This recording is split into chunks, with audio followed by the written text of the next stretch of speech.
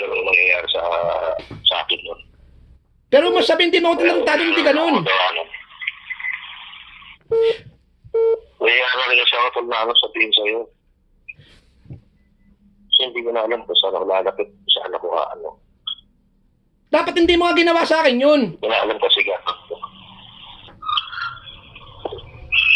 Kaya tol, hindi ko na alam yung gagawin ko ano. Hindi ko na alam kung paano kong malulusutan, paano kong ma-resolvehan nun. Yung pati yung sa'yo, nagagamay na. Hindi ko na rin alam. No? Kaya magulo isip ko nun. Magulo isip ko.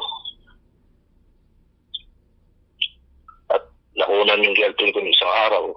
Naraspasan na isang araw. Kaya, Karma mo yan. Karma mo yan. Magulo isip ko. So alam ko naman, alam ko lahat ng mga nangyayari sa karma ko. Alam ko naman.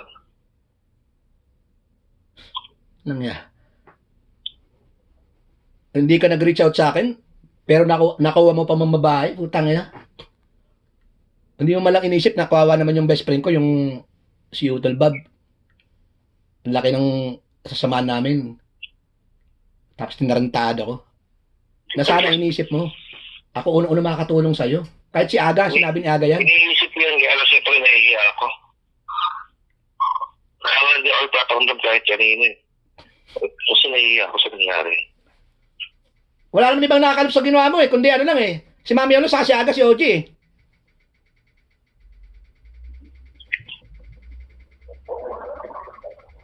Sana bago mo ginawa, naisip mo yun. Wala po, lubog na ako no. Saan na yun? Tapos sasabihin mo kay OG na Hindi ko na lang gagawin. i-Gcash mo na lang ako. Ano yun? Daniel, wala ka sa lugar para kung anong dapat mong gawin para paano mo mabayaran.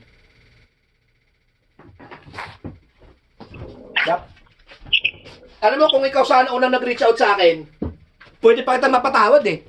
Pwede ko nang kalimutan yung ginawa mo sa akin eh. Kaya lang, hindi ko gumagawa ng reach out eh. Kahit sabi mo naiya ka. Kasi nga po, nahihiya ako. Oo nga. Kahit nahiya ka, ang kapal nga ng mukha mo nung ginarantado mo ako eh. Dapat, Kasi nagipit na ako, hindi nga alam yung gagawin ko. dapat kinapala mo na ng mukha mo para makausap mo ako. Dahil inaantay ko lang reach out mo sa akin. Ilang taon ko inaantay yan. Kung nagawa mo na sa akin nung ilang taon na yan, nandun na tayo, nahiya ka. Pero, sa kapal ng mukha mo, nahiya ka pa. Dapat nga na, kinapala mo na yung mukha mo para ma-reach out mo ako.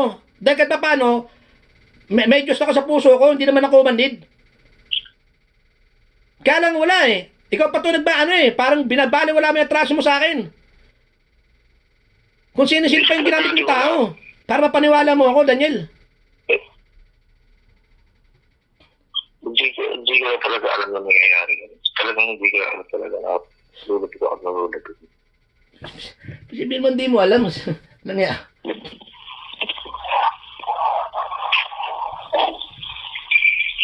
Si Rhea, kinontak ko yun si Rhea. Ang dami kong tinanong sa kanya. Kaya lalo nagkatugma-tugma lahat ng mga katantanong ginawa mo sa akin. 2020, January 1, nag-long distance, tumagaw kay Ate Grace. Doon ko sinabi sa kanya lahat ng katantanong ginawa mo sa akin. Umiiyak sa Ate Grace. Naawa ko kay Ate Grace. Dahil hindi niya rin alam na, hindi niya rin lubos may isip na magagawa mo rin sa akin yun. Ano sabi natin guys, sana Bob, di ba nangyari mapatawad mo kapatid ko? Hindi. Pero kahit paano, inisip pa rin sana yung pinagkasama natin eh. Pwede kong kalimutan dahil pera lang yan eh. Pero putang ina, mag-4 na taon, hindi ka na paramdam sa akin. Kaya tapos, hindi ko alam kung sasabihin sa'yo, hindi ko alam kung ano ko papaliwanag sa'yo. Hindi ko alam kung saan ako magsisimula, hindi ko alam. Yung 4 na taon na yan, tol. Hindi ko alam kung saan ako.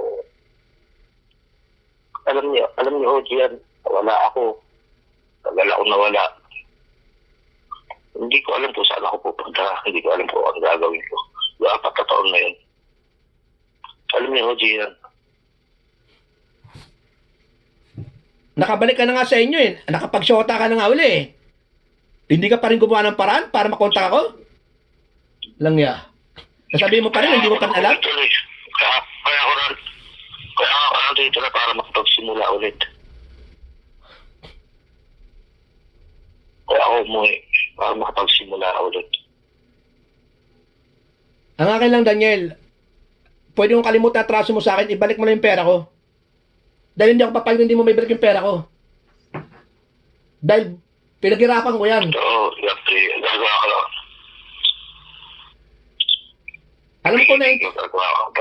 Alam ko naintindihan mo ko kahit na wala ka sa abroad. Dahil updated naman kita eh. Nung okay pa tayo. Pero, tayo na Daniel. Di mo naisip yung pinagsamahan natin, pinagpalit mo yung ganon, sinira mo. Hindi reasonable yun, hindi mo na alam ginagawa mo, hindi reasonable yun. Dapat ng mga panahon na yun, Daniel, karami ang dapat ang hinahanap mo, hindi ka away, hindi ka galit. Kahit siya agad nagsabi, ikaw lang ba ang makakatulong kay Daniel? Kaya lang ba't ganun ginawa niya sa'yo?